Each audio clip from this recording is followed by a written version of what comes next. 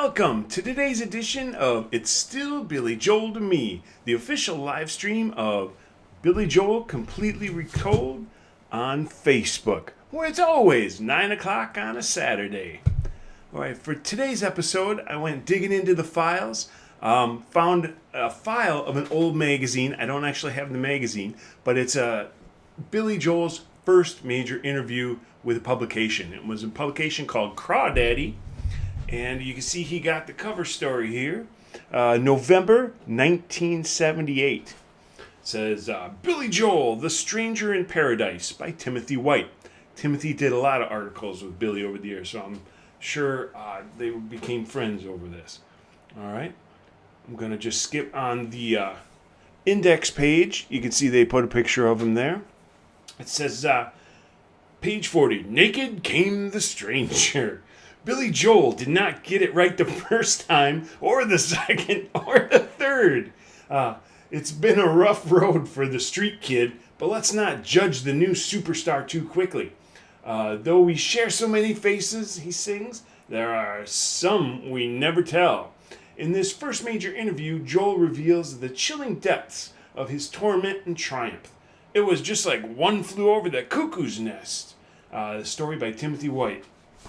All right, so see how we do here. The Billy Joel feature, Looking Back in Anger, by Timothy White. He really was an angry young man. All right. I just want someone that I can talk to. Billy Joel, from Just the Way You Are. Is there a high after high school?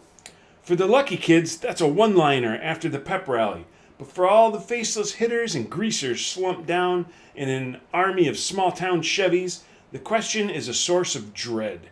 Idling on the edge of adulthood with no notions beyond the next tank full of high tests, the future prospects for these fellows are few.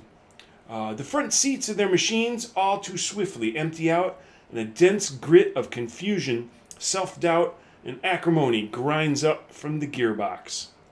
There is nothing left to skip out on, no forum for fucking off. Every cool jewel is suddenly a jerk. The main drag is exactly that. Back home, the sun rises and sets behind a TV with the sound turned off.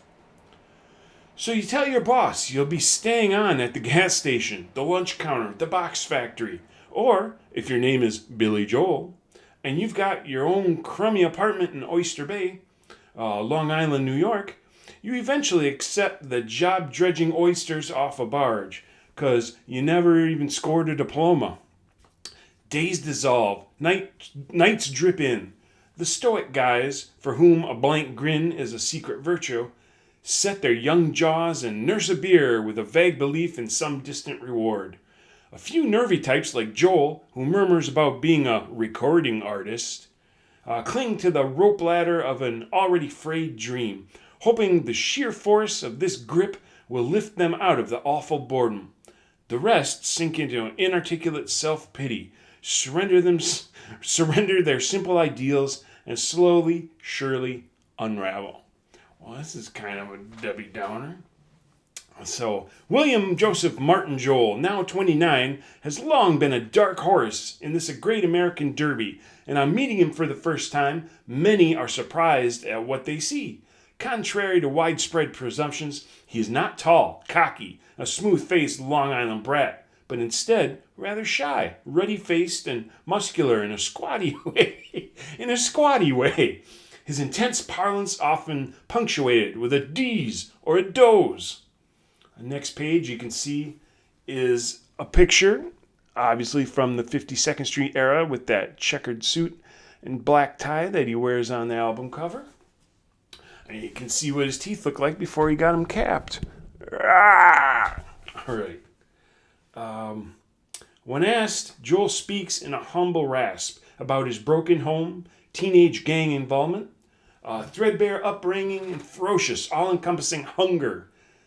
His hard, swollen bug eyes bear down, and an invisible veil lifts to show a fiery resolve, the unyielding essence of an angry young man who traded punctures with life until he triumphed. After almost 15 years of trial and error preparation, Billy Joel has become one of the country's foremost new singer-songwriters. With the release of his new LP, 52nd Street, he has a total of 6 albums to his credit. Of the previous works, one is merely fair, Street Life Serenade, one good, Piano Man, one very good, Turnstiles, one terrible, Cold Spring Harbor, and one, Stranger, is a solid achievement. The last effort produced a hefty 4 hit singles between 1977 and 78. Moving Out, Only the Good Die Young, She's Always a Woman, and the all-pervasive Just the Way You Are, a new standard that joins his Say Goodbye to Hollywood and New York State of Mind, a superior songcraft interpreted with enthusiasm by such artists as Barbra Streisand, Johnny Mathis, Denise Williams, and Bette Midler. All considered acquaintances should not seek to understand a street kid like Joel too quickly, lest they miss the sad searchlight in Billy's eyes and the weariness it portrays. For here, you see, is a nervy young survivor who also once unraveled. Get into that story. I went through all sorts of shitty, struggling musician jobs, he said. Then at one point, when I was about 21, I lost my girl. The music thing wasn't happening. Everything was going wrong. I went through this self-pity stage, really feeling sorry for myself. Life was lousy. Adulthood was creeping up on me. I was thinking I was going to be suicidal. And so I checked myself into a nut house. Well, we all fall in love, but we disregard the danger. Though we share so many secrets, there are some we never tell. Why were you so surprised that you never saw the stranger? Did you ever let your lover see the stranger in yourself? From the song The Stranger. Hunched over a clear desk in the messy mid-Manhattan headquarters of Home Run Systems, the management publishing production company directed by his 30-year-old wife Elizabeth, Joel scratches his bowed head with both hands and then sits back, looking up timidly. Picture windows on the right frame of the crest of an overcasted New York skyline, a grotesque area of concrete, glass, and steel pinnacles floating eerily in the sea of mist. The light in the bare room is feeble and reduces Joel's familiar puppy dog gaze to a tavern squint. Dressed in a gray pinstripe shirt, black tie, tan slacks, and oxblood slip-ons, he could be a rising brokerage executive taking a breather from the bullishness, or a failed office flunky peering into the abyss. Either way, he does not remotely resemble a rock and roll star in the prime of his chart life. But then, Joel has always captivated his loyal supporters with a striking chameleon quality, blending perfectly, if sometimes disturbingly, with the myriad moods he creates at the keyboard. A slew of bad breaks and big mistakes behind him, Billy is one of the wiser young performers in the business. There's no substitute for experience, and he has had some very unpleasant ones, in and out of music. As with the colorful past that inspires and informs much of his best material, he can make any recollection seem as urgent as the next breath. It's a dramatic gift which he can be thrilling in performance, in conversation. It's utterly chilling. I thought I was nuts, he begins somberly, bowing his head again and pushing his fingers into his bushy black hair. I checked myself into the Meadowbrook Hospital in East Meadow, Long Island. And it was just like One Flew Over the Cuckoo's Nest. They take off all your clothes and give you smock to wear, with your ass sticking out. You can't have any cigarette lighters or razor blades.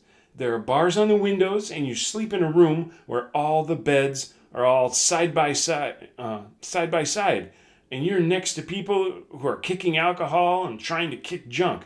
One guy thinks he's Napoleon. Another could be a homicidal maniac, and you're locked in with him.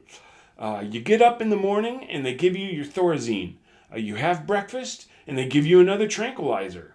You have lunch and then you watch a little TV. Have dinner, they give you another pill and you go to sleep. For recreation, you play cards. Everybody just kind of shuffles. I got to know some guys about my age who were fairly lucid. They were kicking junk and they really wanted to get out of there, but they were going to be in for a long time, or be moved to a state institution. And we got the next page. First we got, some photos here. Just some, I guess you call them selfies today. Each one has a different pose and recollection. All right. This was a halfway house. And I knew they were going all the way. And they were so desperate, Joel explains mournfully. But they did have moments where we could talk.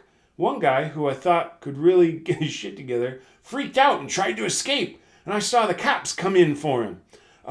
They strapped him on the table and injected him with something. And it was just like, leave him alone. The gloom deepens and Joel's voice lowers as he begins intently pressing his fanned fingertips into the desktop. At the end of 3 weeks, I had to sit and talk to these shrinks and convince them that I shouldn't be there. I said, look, hey, I'm okay. I really am. He smiles faintly, reliving the helplessness. They showed me the Rorschach test ink blots, and I said, they look like ink blots to me. Believe me, let me out of here. I guess that's what they wanted to hear, he sighs. And once I got out of there, I thought it was like, okay, Jack, no matter what happens, those people are crazy and you're not. You may be crazy, but not like that. Sounds kind of like a music lyric. But there's just a time when you feel so isolated and sorry for yourself, and almost nobody can help you. Even if you have somebody else, there comes a time when you feel totally alone. That's the worst thing you can do. Feel so sorry for yourself that you can't think straight anymore. I tell everybody that. Good advice. The experience gave me a lack of patience with people who dwell on things too much. Like the angry young man I wrote a song about. I sometimes may be too condemning, he concedes, but occasionally it takes a slap in the face to get someone straightened out. Joel rises from his chair and stalks about the room for a moment. He whips out a cigarette, lights it with a careless swipe of a match, and turns to me, bobbing slightly, flexing his ankles like an amateur boxer he once was. Hey, don't mind the suit, by the way, he apologizes. I don't walk around like this all the time. Everybody thinks I do. I got to go look at the apartment today, and the guy wants to look me over. He figures I'm going to look like one of the Grateful Dead. I'm going to be paying a lot of money for that place, and I got to go in and present myself to him. Still wasn't able to get an apartment without people thinking bad of him. He takes a curt drag on his cigarette and exhales staccato. You know, he says, absorbed in thought, I've really got a chip on my shoulder about this apartment. From a town known as Oyster Bay, Long Island, rode a boy with a six-pack in his hand, and his daring life of crime made him a legend in his time, east and west of the Rio Grande. Battle of Billy the Kid. Actually, Billy Joel was born in the Bronx, the only son of General Electric engineer Howard Joel and his wife Rosalind. He grew up in Hicksville, Long Island, in the Levittown area, a sprawling post-war housing development noted for stupefying sameness of its homes. There were a quarter-acre plot with a little house on it, then another, and another. They're all identical, says Joel with a laugh. So if you stagger home drunk, you never know where you'll end up. Residing in the West Village section of Levittown, Billy usually ended up hanging around the nearby Parkway Green area, where the kids were closer to his own age. These were neighborhoods of a sort, he remembers. It was almost like New York in that we had local gangs, but I'm sure we weren't as tough or hungry, although we definitely were in our way. Listen, if you're from the ghettos of the city, you're cool. If you're from the mountains of Tennessee, you're authentic. But if you're from kind of in-between place, you're nothing. Stuck in a nowhere. A lot of the kids who grew up in the suburbs feel they have no identity, and they're always reaching for the city or the country. And if you're on a lower financial rung in the suburbs, you're really nowhere. The Joel's economic status was solidly middle class until the parents divorced, leaving Billy's mother to muddle along on a secretary's salary. I was about 7 when my dad split, and it was a real bummer, Joel says. After that, my mother worked at bookkeeping, any office work she could get. Living in an area like that, it was weird for a mother with 2 kids. I have an older sister, Judy, to have to work. My mother couldn't make the kind of dough a man could, and there was a lot and there was not a lot of money for child support. It was traumatic not having food sometimes, but wondering if your mother's going to be able to hold it together, if you're going to get clothes and things. My father works for GE in Vienna now, and I've only recently met him again. I don't have any bitterness about it all, but there was a lot of insecurity as a kid. It was a drag, and I guess that it gave me the the drive not to let it happen again. I'm not going to be hungry again, ever. And you can see there's another picture here of Billy, ever. At the time, however, Joel was famished on a number of levels. He confronted his fears through two outlets that were not, at least at first, mutually compatible. When I was 4, my mother dragged me down the block to the lady piano teacher, because I was just a pain in the ass as a kid, I guess. I was always beating the hell out of the piano we had in the house. My father was a pianist, classically trained in Europe. It was an old upright Leicester model, and I'd pour lighter fluid on the keys and set a match to them. Then I got into a local gang scene because of the piano lessons. Look, you're walking down the street carrying your music books, and the neighborhood's most rough Polish and Italian kids, so naturally you get in fights all the time. But once you joined a gang, nobody messed with you. So I joined the Parkway Green Gang. As soon as I got into junior high, I became a hoodlum. Every evening, I'd say goodnight to my mom, go up to my room, crawl out onto the roof, and sneak away. Sounds like another song I've heard of. I'd run over to the green to sniff glue, drink tango wine, and screw around with the gang. We'd all seen West Side Story and wore purple shirts like Bernardo did in the film, and chino pants with a slit in the bottom. Another lyric that I'm familiar with. Plus, Matador boots. They called them Astro boots because they had a little rocket sewn in them, but you'd pull that dumb thing off. We got involved in petty crime. We'd hit places, rob stores at night. A lot of friends of mine went to jail. Some got killed by getting hit by trains or by getting real bombed on glue, walking off a trestle and falling off onto the parkway. Really crazed out stuff. As I got in more fights, I took up boxing because I was short and slight. I joined a program at the police-sponsored boys club in Mid-Island Shopping Plaza in Hicksfield. Oh, we'll have to find that for the tour. What was it? Mid-Island Shopping Plaza. And I boxed welterweight for 3 years. Was he any good? I had 26 fights and I won 23. I was in one bout and I got whacked in the nose. I didn't even know it at the time because I wasn't bleeding much. After the fight, I looked in the mirror and my nose was all swollen and later over on its side. One of the other guys came over and says, it's just your cartilage. It'll be all right. And he pushes it back over. It was never the same after that. It's kind of bent, and I got one nostril smaller than the other. As my mother would say, it gives you character. I thought about getting it fixed, but I was worried it would change my voice. By that time, I was making my living singing.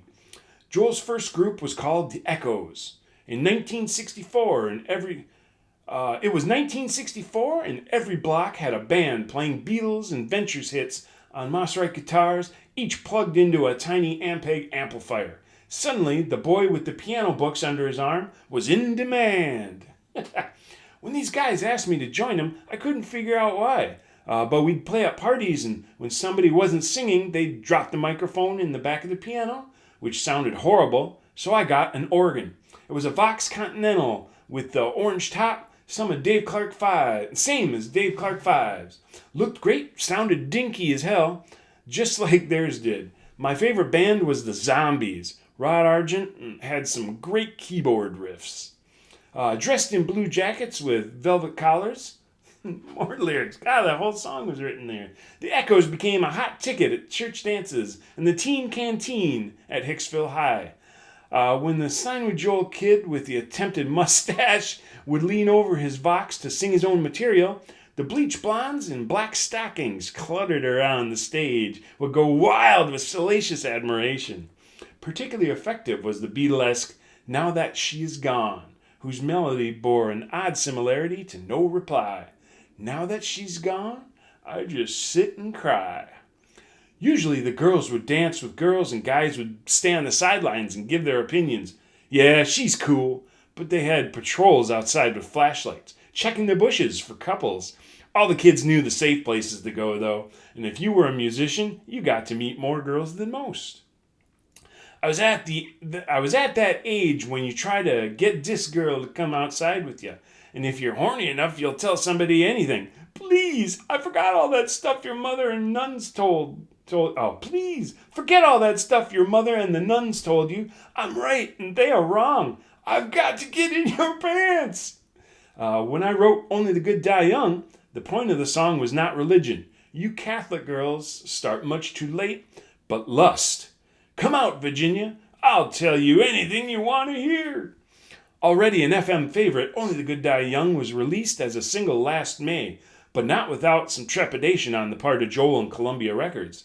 The 45 enjoyed sales of over 500,000, but never soared higher than the top 20 because a number of the nation's AM stations reportedly gave in to the demands of Catholic pressure groups and dropped it from their playlists. Nonetheless, for many fallen Catholics, the song became an anthem, denying all the guilt and fear exposed in parochial school catechisms. For the record, Joel has none of these issues in mind when he wrote the song, and likewise intended no sweeping criticisms of Italian teenagers and moving out, or scenes of Italian restaurant. Incidentally, he is neither Catholic nor Italian. The family name is actually Joel, and his ancestors hail from Alsace-Lorraine or via Nuremberg, Germany. I wasn't raised in any religion, but my neighborhood was predominantly Catholic, he confirms. And I went to Mass with my friends sometimes. Once as a kid, I went into a confessional booth in a local Catholic church, and I made up all kinds of terrible things. I felt up my sister. I robbed money from my mother. I hit my grandmother. The priest on the other side of the screen said dryly, You will say 17 Hail Marys and 14 Our Fathers. And I said, You mean that's it? I can go out and do it all again and come back next week? The priest said, Who is this? Why, are you a member of the parish? I said, I'm not even Catholic. And he jumped out and I took off in a hurry. The whole thing totally surprised me. I have nothing against Catholics, but now I get all this mail saying, Do you hate Catholics? Please, I just wrote a love song that contained, as it turned out, some insights into Catholic guilt. Jewish guilt is very popular. There's books and movies about it. But Catholic guilt is gothic and shadowy, a fascinating thing. As Joel's fortunes as a fledgling rock and roller grew, he found he had no time for organized religion or secondary education. After staying up all night playing bars and roadhouses, the 7 a.m. wake-up alarm for school became a nuisance. He opened one eye to shut it off and snore on. Scheduled to graduate from Hicksville High with the class of 67, he was ultimately informed that his no-show habits had nixed the deal. I figured Columbia University's one thing, but I don't need a diploma to go to Columbia Records. In time, the Echoes changed their name to the Emerald Lords, and then the Lost Souls. During this period, a club band called the Hassles asked Joel if he wanted to replace their keyboardist. He and the Echoes bass player, Howie Blauvelt, now from Ram Jam, oh, Black Betty, Bam-a-lam, they signed on with the group, and they recorded 2 albums for United Artists, The Hassles and Hour of the Wolf. Their initial sound combined the Hammond organ-based blue-eyed Long Island soul spawned by the Young Rascals with the reverence for traffic-style pop rock. Regrettably, this disintegrated by the second album into what Joel calls psychedelic bullshit. But the worst was yet to come. Shortly after the second LP, Joel and drummer John Small left to cut one album with Epic as a power duo called Attila. The record's jacket, legendary for its absurdity, was a photograph of Joel and Small in a quasi-Hun garb, standing amidst sides of beef in a meat locker. That was the last time anybody talked me into doing that kind of thing, Joel assures. But there were other graver indiscretions to follow. At this juncture, Joel intended to drop out of the rock and roll circus, become a non-performing songwriter. He told his manager, Erwin Mauser, that he'd gotten all this rock star crap out of his system. Joel says Mauser told him, if you want another artist to hear your material, you have to make a record. Duh. Once the record was made, Mauser said, why don't you go out now and promote it? And so Billy Joel was back in the rock arena, but he still wasn't the ringmaster. The year was 1971, and Joel was living in Oyster Bay. He and his manager had fallen in with veteran producer entrepreneur Artie Ripp, his Family Productions, and journeyed to the record plant west to record an album entitled Cold Spring Harbor. Family Productions was a new outfit distributed by Paramount Records, and Cold Spring Harbor would be its first release. It became, Joel recalls with a shudder, a pretty weird operation, and it haunts his every move to this day. Billy tells the sad story well, but Artie Ripp tells it much better, albeit with considerably more frenzy. Michael Lang, the co-organizer of Woodstock Festival and president of Just Sunshine Records, came to my house in California with a demo tape of a singer singing songs with a piano and an organ, Rip barks. He said, Ripper, I don't understand this. What is it? So I listened to the tape and I said, listen, Michael, let's call this fucking guy whatever he is, he says. It's 5 a.m. in New York, I said. He's been waiting for your phone call. So I signed Billy and proceeded to produce the first Billy Joel album. But the record wasn't finished when I found out that what I had bought myself was the world's first platinum coffin with diamond studs, meaning that no matter how good my records were, Gulf and Western's Paramount Records would never be a successful record company. Maintaining that the parent company was unwilling and incapable of backing its artists, in a 100% manner, Rip said, I realized Billy and Erwin Mauser and I were making a great record that's gonna die. So even he knew it was gonna happen. It was Paramount's fault. That's stupid Paramount. Maintaining that the parent company was unwilling. Oh, that's what I said. Unfortunately, the product that finally emerged was less than great. While producing the album, the strangest thing happened, Rip says sheepishly. The 16-track machine ran slow, and when you played it back on another machine to mix it, it sounded too fast. Billy came in and said, I sound like a chipmunk. I said, well, you sing that high. He said, no, something's wrong.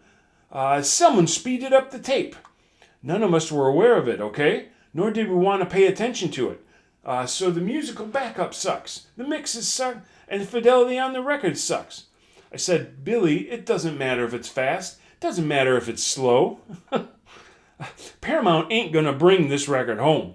We'll get to remix it or reorchestrate it sometime later in our lives. But this is the best way this record can come out, and God is looking over our shoulders, as ridiculous as that sounds.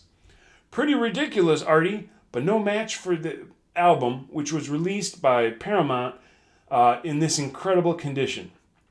Joel was subsequently pressed into touring with a hastily assembled band. I know they're not the world's greatest, Rip admits, he told Joel. But they're the best we can afford, Billy. The lead guitar player isn't the star. You're the star. Joel was subsequently pressed into touring with a hastily... Oh, and you're the star. In his own defense, Rip says he invested in excess of $400,000 of his own money between promotion and recording and subsidizing the guy. I never made him sign no piece of paper other than the original contract. Didn't need to sign any more than that. Billy was living in a house on the water, and maybe every week he didn't get money, and the band didn't get any money, but neither was he sold to some communist organization. Nor was he sold to some unmusical people. Life is not perfect. Either you're on the ship or you ain't. Not surprisingly, Joel jumped overboard. I just disappeared, Joel confesses. I was still living in Oyster Bay and I didn't want to leave without telling everyone, but I felt I was being handled like a puppet. So I went back out to the West Coast, used a different name, Bill Martin, and got a gig working in a Los Angeles piano bar to pay the rent. The bar was the executive room on Wilshire Boulevard, and Joel hid there for about 6 months, playing the role of the piano man until Family Productions et al. Agreed to relinquish their hold on him. He was a good draw, recalls Angelique Norton, who then owned the executive room with husband Russell. There'd been so many piano players coming and going, but he stood out. He played from 9 p.m. to 2 a.m. every night, and he had a following. On slow nights, I'd ask him to play some of the classics, like a Polonaise by Chopin, and he'd do them. But he used to tell me he didn't like having to play requests for people. Sometimes customers would start singing along, and he definitely didn't like that either. It was just a goof, says Joel. The characters that Bill Murray and Steve Martin do, I was doing too, only people didn't know I was kidding. Star Wars, if they ship Bar Wars. Let's see. Oh, I was like Buddy Greco, wearing my shirt unbuttoned and the whole way down, and everybody thought, wow, this guy is really hip. I was in an alcoholic daze all the time, and you'd get drinks coming in, and the manager would look at you like, play something soothing. One night, this Japanese guy blew in with a gun. He was yelling about commies. The lights and upholstery were all red, and he started yelling, "This place is red! This whole place is red! Communism is red!" There were all these construction workers down at one end of the bar, eyeing him grimly. Things looked pretty bad, so I started playing God Bless America, and the whole bar took it up. It calmed the Japanese guy down enough so they could grab him. Then somebody yelled, "Free drinks for everybody!" I made a lot of tips that night. I like that story. But these really sleazy guys would always come in and say, "Hey, you're good. What are you doing here? I could get you a record deal." Eventually, the people who had me under contract and couldn't find me realized they were going to have to renegotiate and compromise. They were never going to get anything out of me. So we worked out a deal, and then I signed with Columbia to do the album called Piano Man. The title single was released on October 23rd, 1973, a month prior to the album. In the words of a Columbia spokesman, there is still a big myth about the record's chart success. Although it garnered a solid year's worth of airplay, it never rose higher than the top 20. The climate in the studio was just as curious. After the completion of Piano Man, Joel found himself without his new band. He says the members quit, irate, because Michael Stewart, the producer of Piano Man and Street Life Serenade, was more comfortable with studio pros that ended up leaving them off the record. The turmoil continued through Joel's fourth LP, Turnstiles. Billy wanted Phil Ramone to man the board, but Ramone was immersed in working on a soundtrack for A Star Is Born. James Guercio, producer of Chicago and head of Caribou Records, took the assignment and ushered Joel into the studio with some New York session men and the better part of Elton John's band. The project immediately fell apart, and Joel himself produced what was easily his best record to date, assisted by his present band, Doug Stegmeyer on bass, Richie Cannata on reeds, Liberty Vito drums. The closest Street Life came to hit 45 was another FM stalwart called The Entertainer. The tracks on Turnstiles earned incessant FM exposure, especially Say Goodbye to Hollywood, Summer Highland Falls, New York State of Mind, Prelude, Angry Young Man, and the ironically titled I've Loved These Days. Most of the material is destined to endure, but there wasn't an AM hit property in the batch, and by the end of 1976, the LP had sold only 200,000 copies. To make matters worse, Joel's profits from Piano Man, almost a million seller and his biggest record to date, had added up to a scant $7,763, and he didn't own any of his own songs. Overall, his business affairs were in a state of disarray that made Bruce Springsteen's celebrated tangle look like a slip knot. I see what they did there. I didn't know any better, he insists. I was a jerk. I legally signed all my songs away. One night in September of 76, my wife Elizabeth and I were sitting around our brownstone on East 92nd Street. I had known her since she was married to the drummer of the Hassles, Everything's a mess, I said. Look, why don't you manage me? You know how dumb musicians can be, and you've been hanging around me long enough. I was half serious, but the next day there was a secretary there. Phones were in, and she had an agent come over and start booking me. Overnight, our home turned into an office. I couldn't find a place to sit down. I was run out of my own house. So we called the new company Home Run. Over the next 3 years, Elizabeth Joel applied skills learned at UCLA's School of Management and slowly cleaned the cobwebs and the parasites out of her husband's financial ledgers. It was a Herculean feat, but Billy now controls his catalog. According to Artie Ripp, who discloses that he still has 2 Billy Joel LPs in the can, including a live set recorded at the Mari Sol Festival in Puerto Rico. Family Productions has its logo on every Billy Joel record and gets part of the royalties every time a Billy Joel record is sold. But Billy Joel controls his life. I have no authority over him. We don't do anything but applaud the genius of Billy and Elizabeth Joel and Phil Ramone, who produced A Stranger in 52nd Street. In the past, Billy Joel summarizes, I've had managers actually put me in these nutty situations where they'd have me go into a record store and sit on a throne, signing autographs like Donny Osmond. Thank God that's all over. I am the entertainer, and I know just where I stand. Another serenader in another long-haired band. Today, I am the champion. I may have won your hearts, but I know the game. You'll forget my name, and I won't be here in another year if I don't stay on the charts. Lyrics from The Entertainer. My wife knows instinctively that what should be done for me, Joel asserts firmly, hunkering down behind the office desk again as charcoal storm clouds fill the horizon. She won't let me get into any of these crappy rip-off situations, like a weird TV show where I come off a fool. Joel seems acutely fearful of public embarrassment and miscomprehension.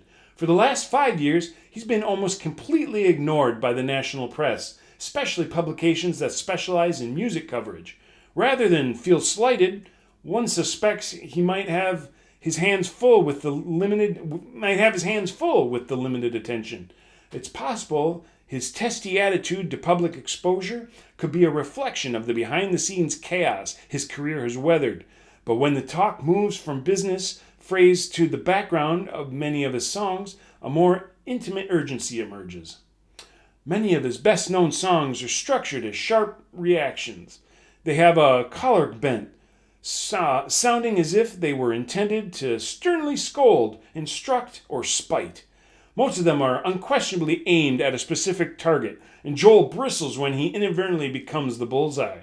When I put out Piano Man, almost nobody saw me perform it, and they thought it was a Harry Chapin song, he says with rueful frown. On the album after that, Street Life Serenade, I had a song called The Entertainer, and a lot of people who heard it thought, first this guy is feeling sorry for himself because he's stuck in a piano bar, now he's had a hit and he's bitching about that. What the hell's the matter with him? He shakes his head in exasperation. In The Entertainer, I was saying, don't make gods out of us. Appreciate us for our humanity. I'm not caught up in the stardom lie. It's a ball of gas. I live in L.A. on and off for 3 years and saw so-called rock stars living in these huge castle estates and mansions. The mamas and the papas would move in. 6 months later, they'd have to leave, and the Monkees would replace them. Then the Monkees were out and Sly Stone was in. 6 months later, they'd have to move. Oh, Sly Stone was in. These people were supposed to be really big, but they were always selling their houses and cars to keep going. I distrust that Hollywood trip.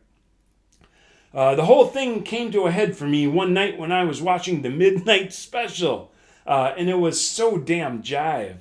A deft mimic known for his devastating between-song concert parodies of Leon Russell, Elton John, Bruce Springsteen, Bob Dylan, Randy Newman, and others, Joel breaks into a viciously accurate aping of Wolfman Jack's growly drivel. Hey, all you cats and kitties, this is the Midnight Special. I'm your host, and we have for you the fabulous.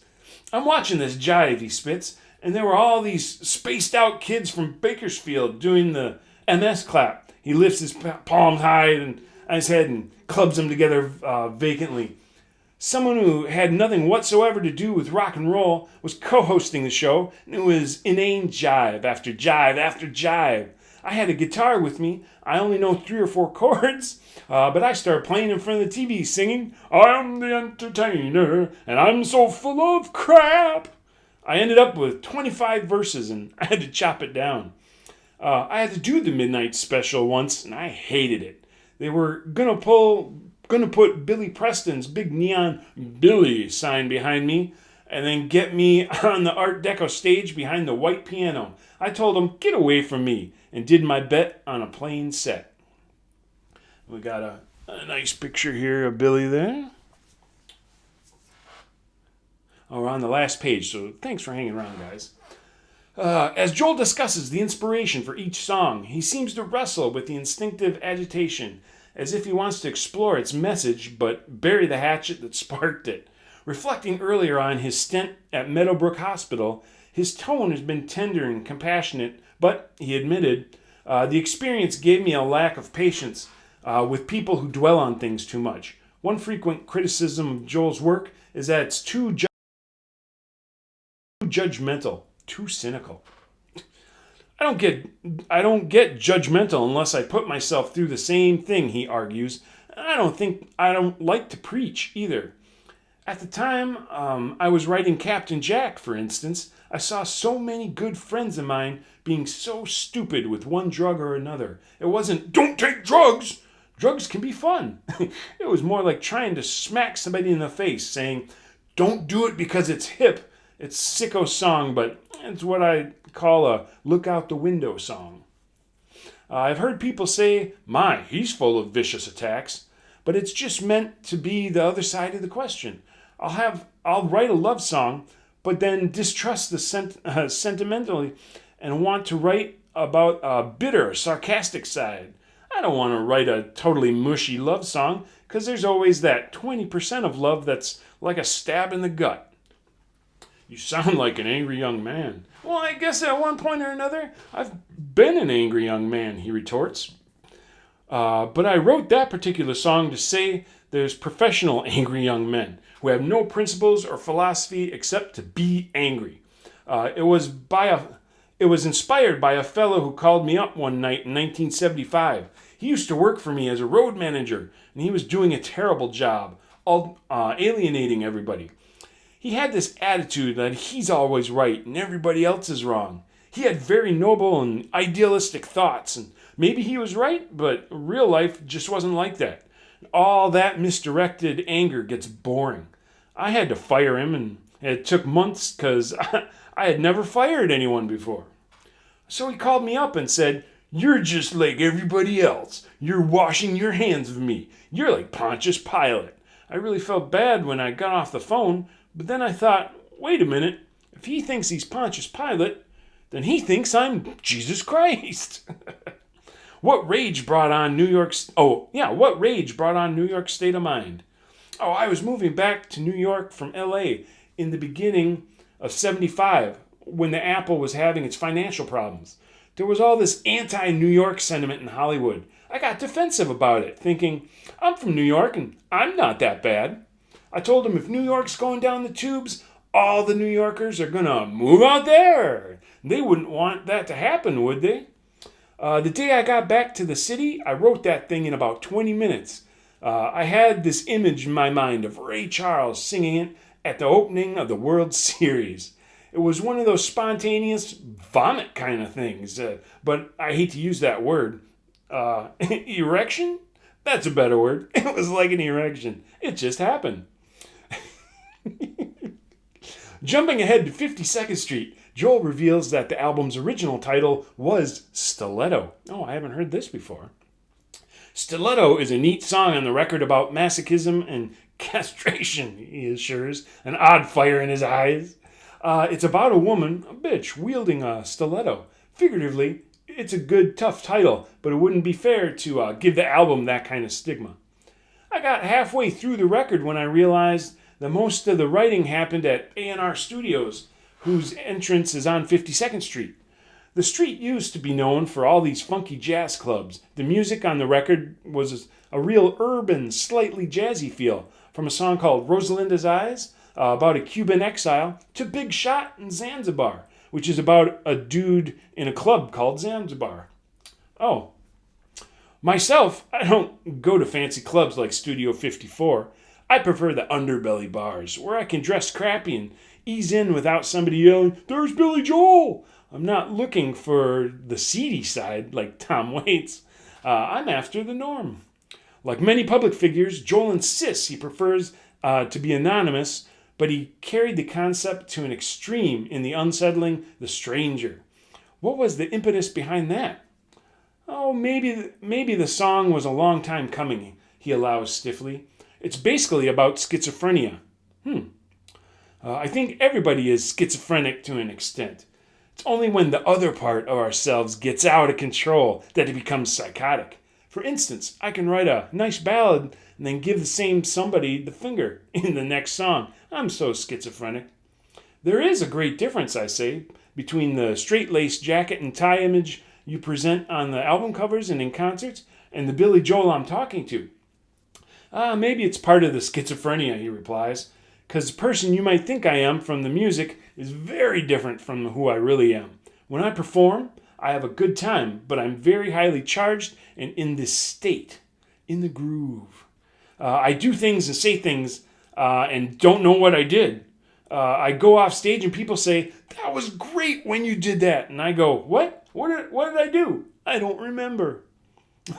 Same thing when I'm writing. I'm a different person again.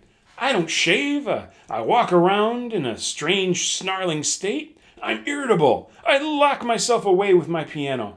I'm anything but a loose, easygoing guy. Does the new album have the same autobiographical underpinnings as the previous work? Well, I guess I've been autobiographical in the past, but to be that autobiographical at this point feels too self-indulgent to me. In retrospect, it seems odd that he never wrote a song about an experience as profound as his stay at Meadowbrook Hospital. What would that sound like? I had a song called O2. Oh, here's something I never knew. Something called O2, which was the number of the observation ward, but it was too desolate. It just didn't round out. I had images and phrases, but I couldn't get a whole point across. He grows solemn, his face a stony mask. "Let me tell you something about how I write songs," he confides. "Whenever I'm thinking about a new one and I don't or can't finish it, I mentally draw a thick line through the lyrics. And whenever I write words down in a book or whatever, if I'm not going to use them, then, though I know nobody else can see the book, I take a black magic marker and drag it across every line on every page until they're completely blocked out, so no one could ever read them. I feel I have to do it to protect my privacy, as if someone is always there looking over my shoulder." He bows his head and laughs to himself. But that sounds crazy, doesn't it? All right, and that is end of his 1978 interview with Crawdaddy. Thank you guys so much for hanging around. How long? Oh gosh, almost 50 minutes, all right? Well, that was a good article. That was his very first big interview with a national publication. So I hope you enjoyed it. If you want to take a look at the actual file, I put it in the Billy Joel Bookmobile, so you can download it and see it for yourself. Read it again and again, or you can listen to this. And remember, you haven't heard Billy Joel till you've heard Billy Joel completely retold. All right, we'll see you guys next time.